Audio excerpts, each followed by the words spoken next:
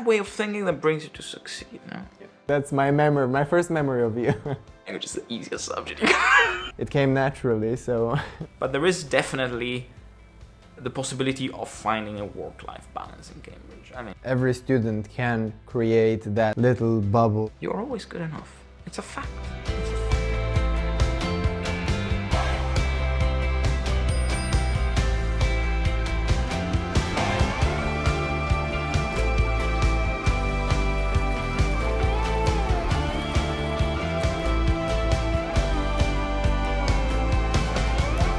Hello friends and welcome back to my channel. Welcome to part 2 of this conversation I had with my friend Michelangelo about our time at Cambridge. If you've just stumbled upon this video, then make sure to watch part 1 of the conversation before coming back to this video. Before we jump into the conversation, if you're applying to Cambridge soon or to any other university, then make sure to check out my university application package via the link in the description below. It contains my personal statement writing guide, a 24-page PDF with all my best tips on writing your personal statement or your motivation letter, in other words. It also contains a CV template based on my best performing CV to date. It's a very clean and simple template that you can use and fill in with your own information, as well as the reading list that I put together in order to prepare for my Cambridge interviews. The latter will come in handy especially if you're applying to modern and medieval languages or linguistics. So make sure to download them via the link in the description of this video. Make sure to like this video as well, and let's jump right back into the conversation. We've been talking quite a lot about the academic life at Cambridge, but why don't we talk about societies and extracurriculars a bit? So I, for one, was involved a bit with music. I had a band. I was playing guitar in a band. We had a lot of fun during terms, practicing every week. We also did a recording with Varsity, the newspaper in Cambridge, and we had a lot of fun at the May Balls, of course. People really loved our music. We played soul and funk. Apart from that, I regrettably didn't get involved too much with sports, but I did a little bit of student politics. I was academic affairs. And I actually remember seeing you for the first time at the handover of the Union of Clare Students. You were secretary, right? And you were reciting from Rilke or something. So that's my memory, my first memory of you. Cringe. Yes. Student politics. Student politics. It's a bit of a waste of time. That's my view on student politics. In general, whichever university, whichever planet, student politics is better left alone. No, I mean it was fun and it helped me socialize a bit with other people in my year, even though then I became more friends with people in the year below me than with people in my year. I was secretary of the Union of Clare Students, but that was by far not the main extracurricular activity I did. I became in my sort of second year, so before the year abroad, I became president of the Italian Society of the university, so not just the college. I was in the committee of the Swiss Society, so that role organized loads of stuff, like dinners, conversation evenings, cultural events, poetry readings, and that was a really good chance of, meeting the diversity of people that are in Cambridge. That's the beauty of being in colleges, that you always get to meet people studying completely different subjects than you and talking about things that are beautiful together. Like, for example, I remember organizing lots of events that were joint Italian and Russian society, and sort of we'd read Italian poems and they'd read Russian poems, and then we'd have dinner together in college. So that was fun. And other huge part of my Cambridge experience was theatre. I did quite a bit of theatre. Most of it was not even in English.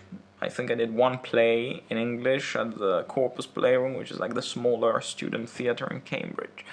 But then I did, every year that I was in Cambridge, I did the Cambridge Italian Play, which is a play in Italian that we organized with the Italian Society, and that was super because it brought together people from the wider Italian community in Cambridge, students, and theater is just a wonderful activity in itself. It really gets you to know different parts of your personality, and it's fantastic. I find it, and it really filled a huge chunk of my time in Cambridge. And the other thing that was huge, that took up loads of time, except for my studies, was rowing.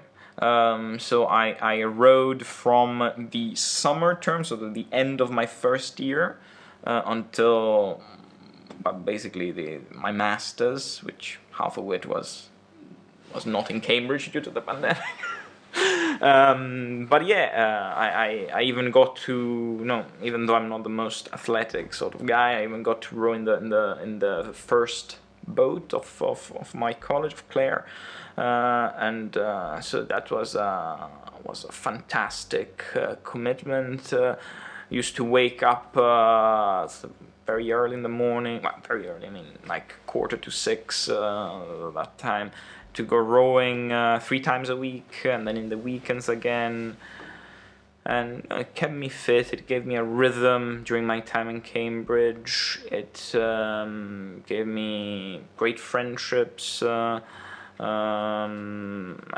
beautiful moments of being together, and this very unique Cambridge experience that the more I think about it, the more I realize that it was almost as important as the academics, I feel. For me personally, for my physical, mental, psychological development. So for me, I felt that it was doing all these activities. It was very intense, but there is definitely the possibility of finding a work-life balance in Cambridge. I mean, I don't know whether, because loads of people say that there's too much work, there's too much academic work, there's no time for everything. Yeah, definitely for modern and medieval languages. I'm not sure about law or mathematics though. Yeah. That seemed to be a bit tough whenever speaking with people doing those scary subjects. No, Theodore always laughs when I say, but I think that modern medieval language is the easiest subject. I'm sure that we'll get complaints about. No, but I find it's if you don't find learning languages too difficult, then you get enough time. I mean, yeah, I feel like the difficult part was considered to be the language learning part, but for both of us, it came naturally. So. To some extent, we had the light version of Cambridge in our bachelor's, at least. Definitely. Even because, reading literature, I don't know about you, but me, it's what I'd be doing in my spare time anyways. So, I mean, I remember I have to work tonight. My first year, I have to work tonight. That meant sitting in my room reading Russian poetry, which, I mean, it's back then especially was the thing that I'd be doing all the time when I was alone. It's really loads of it for me didn't feel like work, especially in my bachelor's. It felt like pleasure. Yeah. Except that when you read for pleasure, you don't read with the same eyes with which you read when you have to produce an essay based on that. So that's interesting because it's true. It really depends what attracts you to certain types of literature and whatnot. Now, but reading for pleasure, reading for work is different. And I'd say yes, up to a certain point, because for me, reading Russian literature was mainly a question of romanticism, getting to know myself, finding something that resounds with the way I was feeling, making sense of my emotions. It was something that came from, my high school years, when I think a lot of people feel this expressive need, this need to resound, and often art provides this. But then, by being asked at university to take this poetry, this literature that I was so fond of, and making resound with other ideas, other aspects of the world, of history, of psychology and whatnot.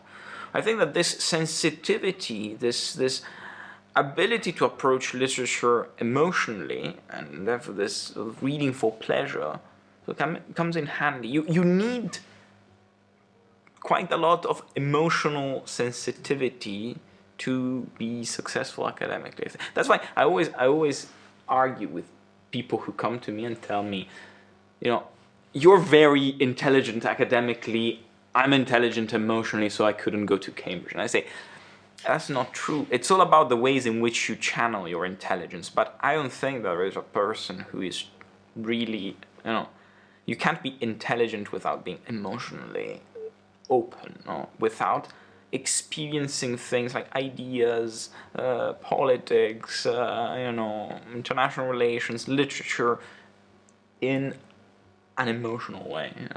Academic thinking has to do with emotions, I think. Although some people would try to argue the opposite, even if it's about studying literature, humanities, or social sciences.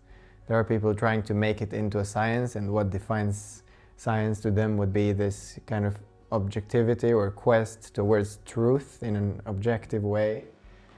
They wouldn't do it if they didn't feel that they need to. I mean, So you're saying that especially those people who are trying to shed away their emotional side are the most emotional people. Of course. When you get to Cambridge, and every day, there's no weekend in Cambridge, so every day you're working on something, or you're oppressed by the feeling that you need to be reading, you need to be writing, you need to be doing this and that. Very often, at least for me, you ask yourself, why am I doing all this? Why am I putting all this effort into, analyzing 19th century Russian poetry? Why am I putting all this effort into reading, Egyptian script, or thinking about cells and particles and whatnot? And, you wouldn't be doing that if deep down there wasn't some emotional, sentimental pushing for, some pathos that makes you sit there and that makes you find all that stuff fascinating. If you don't have that, if you go to Cambridge to study law just because you want, money and a career, but don't find the subject compelling on an emotional level at all, then you're either going to change your mind when you're actually studying it at Cambridge, or you shouldn't do it. You shouldn't do it because you're just gonna suffer through it. You're gonna hate it.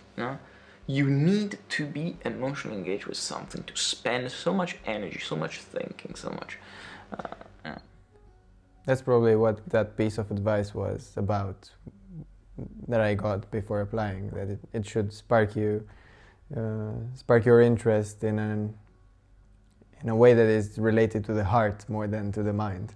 It has to get your heart racing when you read the title of the subject. I mean, after all, Cambridge, once upon a time, what was it? Communities of monks that were copying the Bible. I mean, it's a question of faith. At the end of the day, it's all a question of faith, I think. You have to have faith in the fact that through studying you can improve yourself, you can find some truth, you can make sense of your feelings, of the world around you, help others. But it's all something that comes from faith, which is an emotional rather than a rational condition. And then rationality becomes the means to an end, but the pushing force, It's beyond reason. And do you feel like the time at Cambridge has made you more faithful in this sense, or less so? Yeah. Because you come in there with that faith and with a kind of ingenuity, naivety to towards the subject and your life, and then Cambridge changes you. Did it change you for the better, for the worse? You know, it made me a more faithful person, but it wouldn't have hadn't I lost faith. And I know I sound like a preacher now. Hadn't I lost faith at some point during this Cambridge journey because of the challenges that Cambridge presented. So the two fondest memories I have when I think back to my Cambridge experience are both on the river. Okay, Cambridge is, for me, it's all about the river, the Cam. No? And the first one is thinking about rowing. Me in winter at 6 a.m., still dark, out on a boat, hating everything. Because you're cold, you've got a day, in fact 2 months ahead of you of just working in the library and having to read loads of stuff and write loads of stuff and being really anxious about not being good or clever enough to actually manage to do all this stuff. You've got 2 hours ahead of you of brutal physical exercise where you're gonna be splashed with freezing cold water, and you're tired and you know you're going to fall asleep in lecture. Horrible feeling. And then all of a sudden, through the fog, the sun rises, and I'm like, oh my God, I'm so privileged to be here and to be doing this and to be part of these traditions, and Cambridge is so beautiful. And you realize that it is in this condition of pushing yourself beyond your limits, of feeling that, oh my God, I hate everything, it's so difficult, why am I here, I want to cry, that you actually are living, you're actually alive, no? Because you're outside of your comfort zone, you're actually trying to conquer something, be it win the race or get through term or write a paper, you're actually pushing yourself. And the other memory that I always think about, again, when I was there, it was terrible. It's like just before exams, summer term, and I'm sitting in the Fellows' Gardens in Cambridge now, revising, super scared of exams, revising, laying in this idyllic garden with tourists sort of going by on the ponds and just thinking about nothing. And I'm thinking, oh my God, I'm so anxious. And, these people on the ponds, they don't realize what an effort it is to have to study. And for me, learning Russian history of Russian phonetics now is the most important thing in the world, and they don't understand how difficult it is, no? And you feel like you're obsessed with something that is completely outside of this world. And then you realize that, oh my God, I'm here completely lost in these books, in these concepts, in these ideas, and I'm in this bubble completely separate from the world. And it's such a privilege. That is something that, you experience once in your life, and maybe you won't experience again, but it's unique. And having these preoccupations themselves, then later in life you think, oh my God, I was so lucky that I could sit in that garden and worry about Russian phonetics or Plato, whilst the rest of the world was living a normal life. No, I think it's amazing, and getting through it and learning along the way and making the friendships and whatnot is really what then, as it's sort of in me, it has built a confidence in myself, in my abilities, and a faith in the beauty of life and in the possibilities of doing beautiful and inspiring things in life that I think is gonna be with me forever. So definitely. Yeah, I think it's definitely a special thing, and it's something that doesn't have to be limited to Cambridge. Every student can create that little bubble for a couple of years, 3 or 4 years actually, in their bachelors, where they worry about what is being taught at university, and they're spending this time in this bubble. And whereas it's at some universities or in continental Europe, you're encouraged to work on the side as well, what I would suggest is to actually take the time and experience life like you describe it, you know, worrying about things that are appear to be remote from this world, at least for a while, because you've got your entire life ahead of you working.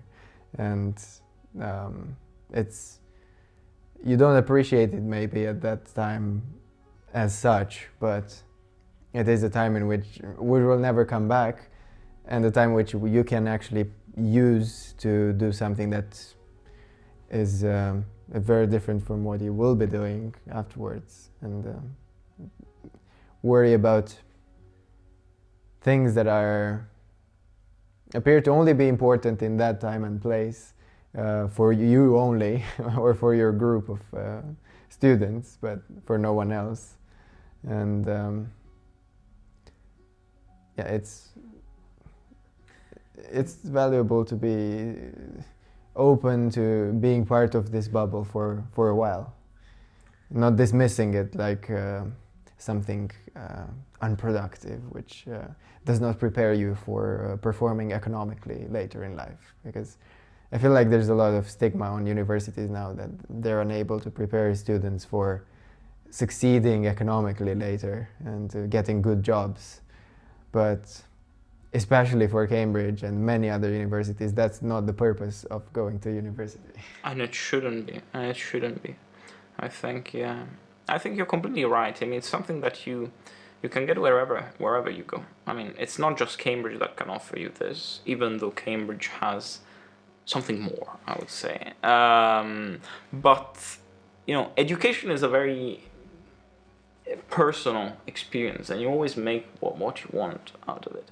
But I think that the most important thing is always to keep an eye out for the beauty of things. That's really important. The beauty of the stuff that you're studying, the beauty of the environment that surrounds you, of the experiences that you're having. That's really crucial, because if not, you get drawn in by this spiral of preoccupations, which is really not the point of education. What's your one memory about? I've said my two memories of Cambridge that always come to mind. Well, what's your memory of Cambridge? The one situation which is you always associate when you're thinking about it, and why? What does it symbolize for you? I love studying in my room, and in my second and fourth years, I had this room facing the university library, the big library in Cambridge, and I remember very fondly those rainy days in which I was cozily sitting inside with the tea next to me and reading, writing my papers. And I always love looking out the window and watching the people passing by while I'm processing some ideas that I'm thinking about. And then I would do that for a bit and then go back to writing and do that again. That's one of them. It's a very, very lonely memory, you could say so, but that's the first thing I think about when I think back to Cambridge. And I think the second one would be it's a mix of images, you know. Once when we were after exams on the lawn in front of the library in Clare, and it was a very relaxed atmosphere, and we were chatting with other people who were coming back from exams. It was sunny outside, June. It was a very nice atmosphere. And then another image is when we were playing with the band, the May Balls. It was night, and everyone was dancing and to our music, which I've always felt this experience of playing music with others and for others, a very touching experience. I feel like sometimes it's hard to get to my emotions, and music brings all my emotions out very easily. But, talking about your first memory, I think that's super important to say, because you often told me that sometimes you regret thinking about Cambridge of how socially anxious you were at times, of not socializing more perhaps. And to be honest, it doesn't seem like it, but I was at least quite a shy person too. And especially during my first and second year, I really was not a sociable person. Spent a lot of time on my own, and sometimes I think, oh my god, I regret it. I should have been there more. I should have socialized more, made more friendships. At other times, though, I think, if there is a time where you can sort of embrace solitude and appreciate that it's part of you, and that you can spend time on your own with your thoughts, developing your mind, and find a certain peace with this anxiety, which is one of the many anxiety that haunts people at university, I find. Social anxiety. It really improves your Cambridge experience. And to be honest, whilst when I was there at Cambridge, I was regretting that, oh my god, I should be more sociable. Why didn't I speak with these people? Why didn't I make friends? Now, in hindsight, when my life is different, I've relationships and whatnot, everything has changed. I think back to my Cambridge experience, I say I'm actually grateful that I spent time on my own, and that I was what I was. I think that's important. I don't know whether you agree with it. Yes, I do, definitely. I still enjoy spending time alone, and I still sometimes feel like I'm falling too much into the trap of that enjoyment. I feel like I shouldn't be enjoying being alone so much. And sometimes, like over the past year, I've made such good friends here. Sometimes they tell me, don't close yourself in your cave again, or just give a sign every now and then. Let's go out, have a beer, and just chat. And I feel like it's important to find your group of friends, even if you enjoy spending time alone. There is space. You must make space for other people in your life as well, and it doesn't have to be a lot. I'm not saying you have to be everybody's friend or go out clubbing every weekend, but developing those very close friendships is still important, and it's something that I had difficulty doing at Cambridge. But it's part of the learning experience, I guess. Exactly. Don't be afraid. First, I think to bear in mind at Cambridge is that you're always good enough. Like people always say that they're not good enough, that they're not sociable enough, that they're not intelligent enough, that they're not. But whether you get into Cambridge, you don't get into Cambridge, that's down to flawed assessment systems, whatnot. At the end of the day, you are good enough. You are fine, and that's something that is essential, because it is that way of thinking that brings you to succeed. Yeah, it's whenever you think I'm not good enough, you're already putting yourself at an extreme disadvantage. Whether it is making friendships, finding a relationship, getting a good grade, getting into your university, like you're always good enough. It's a fact. It's a fact. Yeah. It's been decided already. It's like it's not up to anybody's decision. I definitely live by this, and I think it's even more important than knowing stuff in succeeding. You have to know stuff because it's a necessity for you to feel confident knowing about your subject, and or being able to be sociable. But if you've got some flaws, which everyone has, just getting over them and feeling confident, feeling comfortable with yourself, despite those flaws or little things that you don't know, that actually brings success indeed in university and social life. It's more about the mindset than about the facts, the tangible. Yeah, and on that note, I guess we can conclude. Guess we can. Good times in Cambridge. Yes. Yeah, I miss it. Alright, I really hope you enjoyed listening to our conversation. For us, it was definitely a lot of fun remembering those times. If you enjoyed it, make sure to give this video a thumbs up, subscribe to my channel to stay tuned to all my upcoming videos, and don't forget to check out the university application package that you can find linked in the description below. I'm pretty sure it will improve your next application. Take care, and I'll catch you in my next one. Bye bye.